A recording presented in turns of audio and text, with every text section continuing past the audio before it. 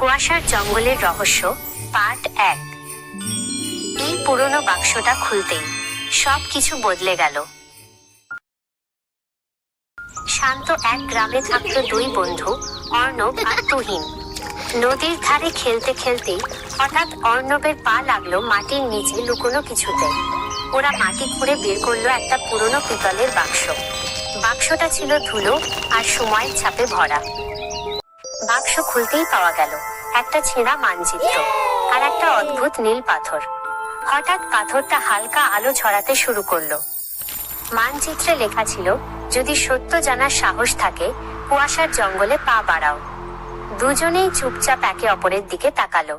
ঠিক তখনই নীল পাথরটা আরো উজ্জ্বল হয়ে উঠল, যেন কিছু বলতে চাইছে।